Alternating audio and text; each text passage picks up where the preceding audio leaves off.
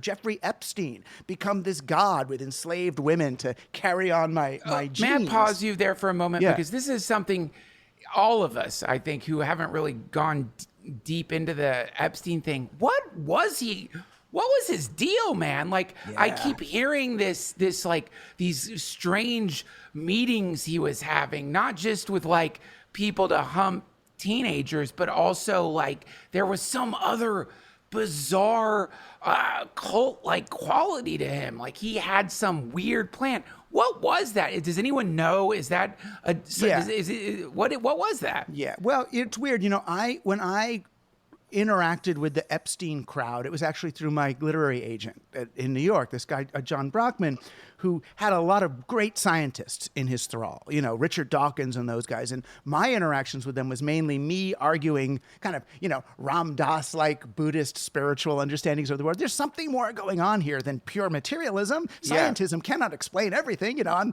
playing that one. And they're just laughing at me like I'm a hopeless new age, psychedelic kid. But I remember I was at this one party, and then when I suggested that the universe might kind of be trying to lean in a moral direction, that we're groping towards a higher ethical, very Buddhist kind of, we're not striving, but we're moving towards, a kind of a nobler path. Yes. They laughed at me. He said, "Oh, you're a moralist, right?" And then, to what should not have been my surprise, 20 years later, I see these same guys and Dawkins on the Lolita Express, which is, Epstein's airplane going back and forth from wherever they go, and realizing, right, if you are not a moralist, if you genuinely believe that we are just in the thrall of our selfish genes, doing whatever we have to spread our genes to other people, then you will have.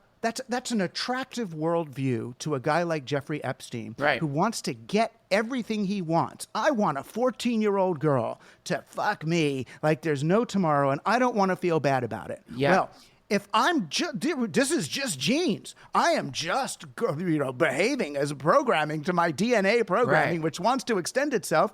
So what Epstein's plan was, he had these compounds. He had one on an island with a little bit more occult stuff and one in New Mexico. And he had these bedrooms set up. And what he wanted was there to be 20 or 30 young women at a time at these places getting impregnated by him and birthing their babies and having this, and he would make this kind of new race of little Epsteins. It was his own little kind of eugenics project to express his genes. But from what he understood and what these scientists who were getting funded by him, what they supported was this almost genetics as capitalism, right? Understanding genetics as, so it's almost like a form of interpersonal colonialism, right? With Jeffrey Epstein as the corporation trying to open up like new Walmarts everywhere, spawning his DNA. That is fucked up. Yeah.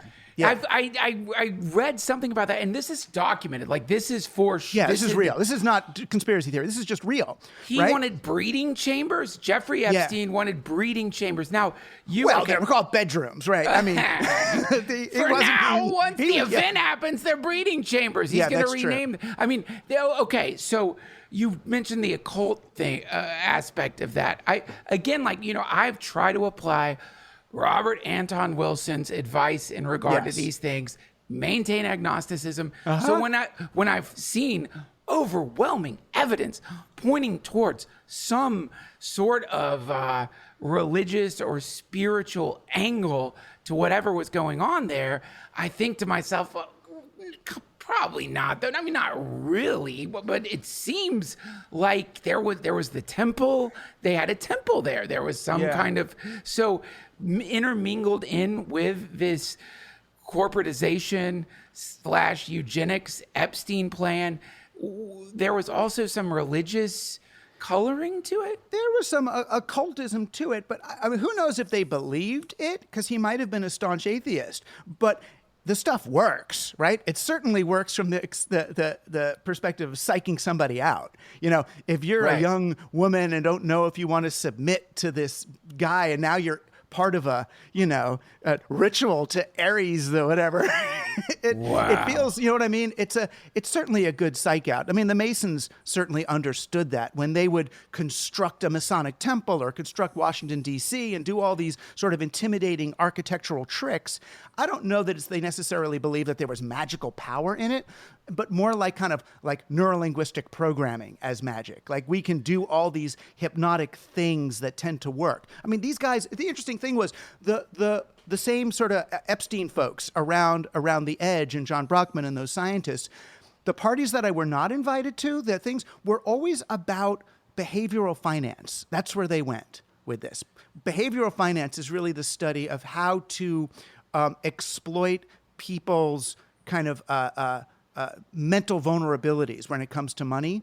Like people, you know, that's what behavioral economics is. That like we look at future money differently than current money, or if we put money in buckets, we're more likely to spend it. So they were doing, the workshops they were doing all had to do with how do you manipulate people, right? What's the latest and greatest science and neurology around getting other people to do what you want them to do? It's like how to win friends and influence people, you know, squared. Wow. So like how, but coming more from like you've charted a perfect path to a nightmare world, which is a world run by people after some event who are purely materialistic, who laugh when they think you're a moralist, and who have decided that the number one goal outside of some form of like hedonism is gene expression into the natural world. This thing that you are describing is, if it's true, it's chilling. Well, it is true. It should be more laughable than it is chilling. So when you go back to your conspiracy theory people, the difference between me and the conspiracy theory people is the conspiracy theory people take these guys at their word.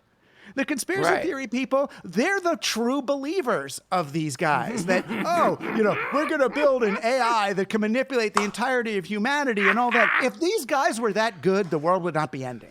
Right? Wow. If these guys knew what they were doing, they wouldn't be jerks. If Zuckerberg knew what he was doing, he wouldn't be saying, "Oh, I'm going to give back 99% of my money, and I'm not really happy."